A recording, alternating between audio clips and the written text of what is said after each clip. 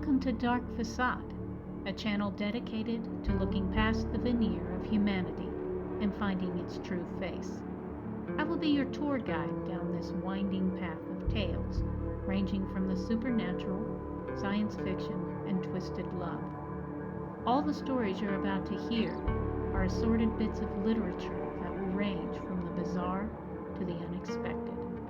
So sit back, lower the lights, and allow yourself to be taken away from everyday reality to its shadowy reflection.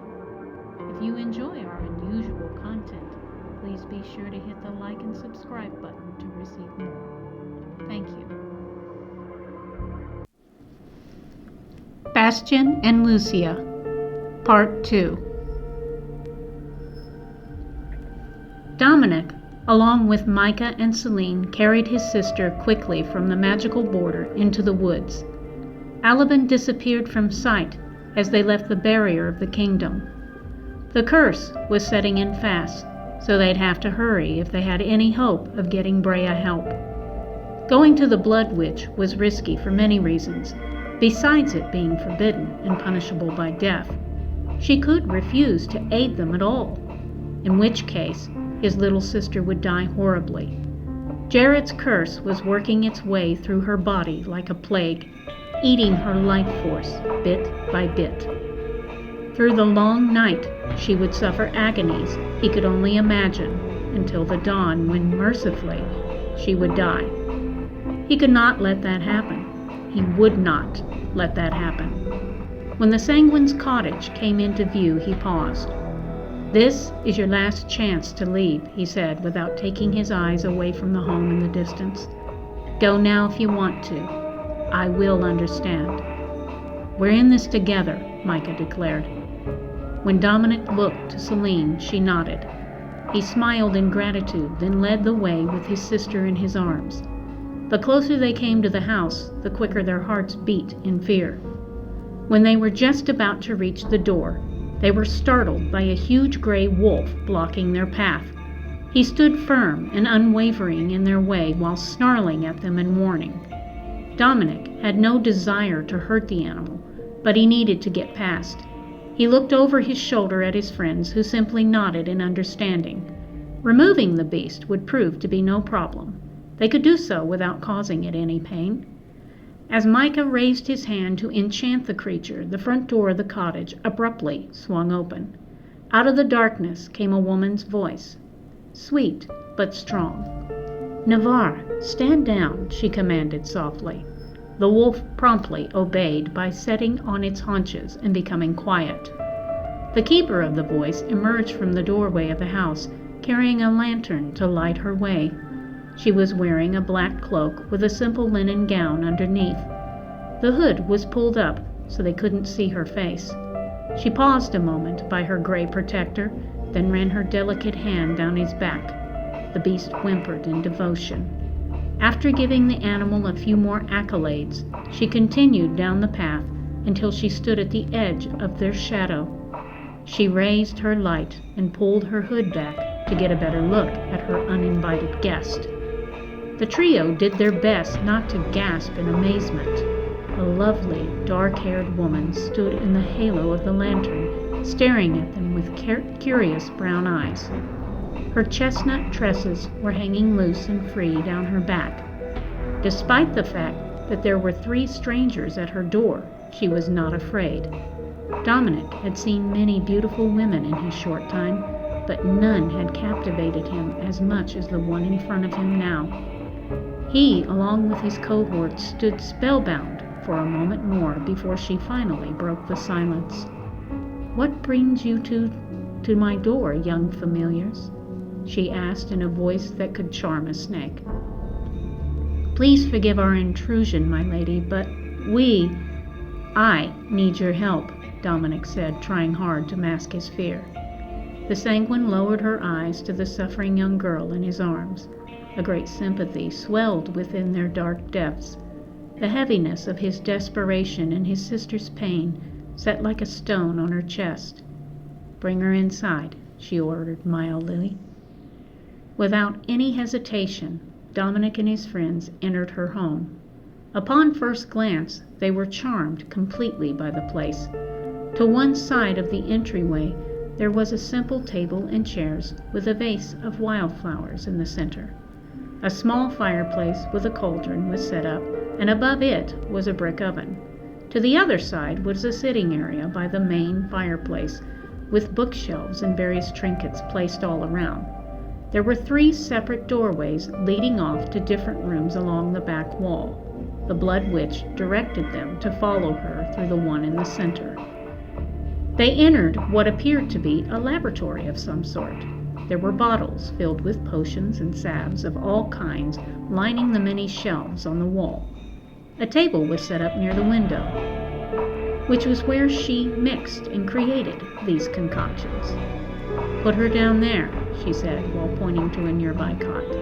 Dominic quickly complied, then looked to his sister's greatest hope for more instructions. The Blood Witch noticed the girl's feet were black. She lifted her skirt enough to see that the curse had spread all the way to her thighs. She closed her eyes mournfully at the terrible sight. The sanguine then ran a finger lightly over Brea's pitch-colored skin, evoking a painful cry. "Yes, I know that hurts," she murmured apologetically. "Can you help her?" Dominic asked in desperation.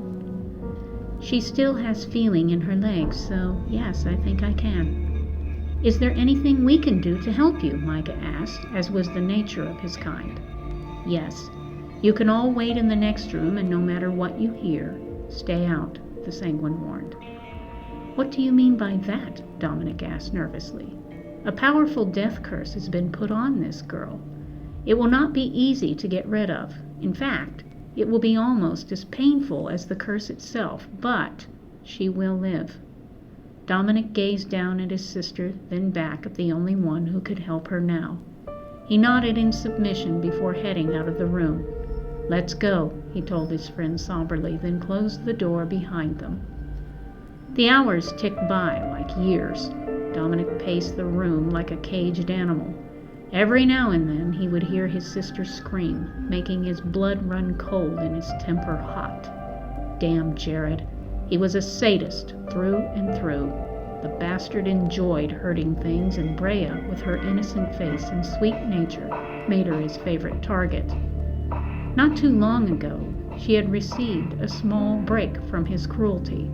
A male sanguine had the misfortune of being captured by her master. Over the course of the next few weeks, he tortured the poor creature to death. Brea described the depraved look of satisfaction on the wizard's face as he emerged from his tower after the Blood Witch expired. He had loved every twisted minute of it. His only regret was that it was over. Dawn arrived before the sanguine emerged from her laboratory. Celine and Micah had dozed off a few hours ago, leaving Dominic alone with his thoughts and fears. When he saw the Blood Witch come out, his heart skipped a beat. She smiled at his worried expression before inviting him into her kitchen. He was both anxious and confused as he followed her there. Quietly, she ordered him to sit down before putting on a pot of water. "Please, my lady, how is—" "Your sister is fine," she said. "She's resting now." "How did you know she was my sister?" he asked, somewhat astounded. "You have the same eyes," she grinned. A small laugh escaped him when he realized her only trick there was observation. "So tell me, familiar, what are your names?" she asked while setting out cups and plates. "My name is Dominic. Brea is my sister, and my friends are Micah and Celine," he replied, before taking a sip from the tea that she offered him. "Do any of you serve a witch or wizard?" she asked. "Yes," he nodded, "we all do. My sister's master, he's the one that did that to her. Her own wizard cursed her." "Why?" the sanguine asked in shock. "Jared is a cruel man, and my sister has the misfortune of serving him in any way he desires. He often hurts her for his own amusement. Yesterday, she hid from him, and so to punish her, he did that." There was bitterness in the young man's voice as he spoke. The sanguine could not help but feel sorry for him and Brea both. "It must be hard to watch someone you love be tortured like that," she said. Harder still to be unable to do anything about it, he told her. Why is this tolerated? She asked, utterly dumbfounded. Well, for two reasons. The first one being familiars have no rights. We were born to serve, and serve without question. The second is that Jared, my sister's master, is a prince. He's the younger brother of the crowned prince, Bastion, the wizard I belong to. He will be king one day. King? Where are you from? Her voice was beyond confused. That was when Dominic remembered their society was hidden from the rest of the world and so was unknown to her. I come from the hidden kingdom of Alban. Our borders are not far from your home. It is a society made up of witches, wizards, and familiars who have rejected the rule of Alexander and Merrick, his sanguine queen. They live by the old ways and have gone so far as to place a magical border around their walls, making them undetectable. This is how they're able to live as they please. I see, she nodded, and I suppose that sanguines are not welcome among you. No, he answered awkwardly. You needn't feel uncomfortable. I've lived long enough to understand there is trouble in the world, and troublemakers, she said as she gently rested her hand on his own.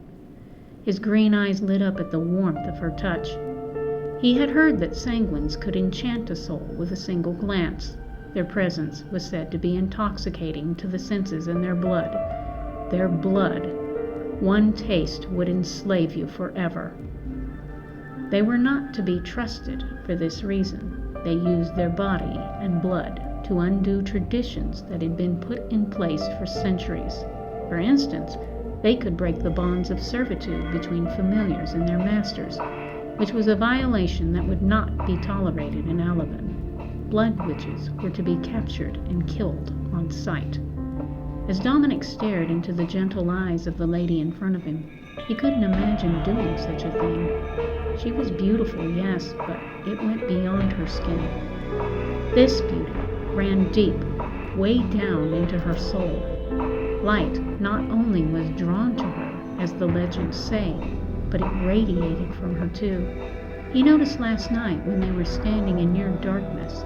The lantern she held up glowed brighter than a typical one. The light was so brilliant that he and his friends casted shadows on the ground. He also noticed that when she entered a room, it instantly became brighter.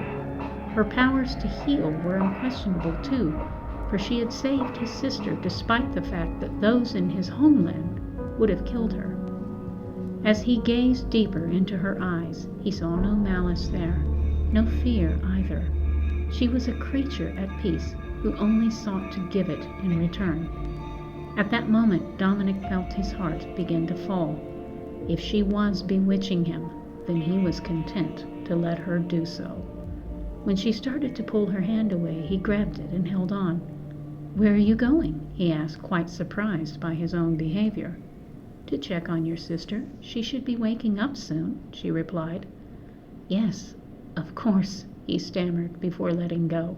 She flashed him an understanding smile before turning to leave. A channel dedicated "My to lady," looking past he the called veneer softly. of humanity She turned and looked and at finding him. its true face. "So that I may thank I you will be your properly." tour guide down Properly. this winding path "Will you of please tales, tell me your name?" ranging he from said the hopefully. supernatural, science "Lucia. fiction, and twisted "I love. am Lucia," she All answered, the stories you're then about to hear continued to his are sister's assorted bits of bedside. literature that will range from the bizarre to the unexpected.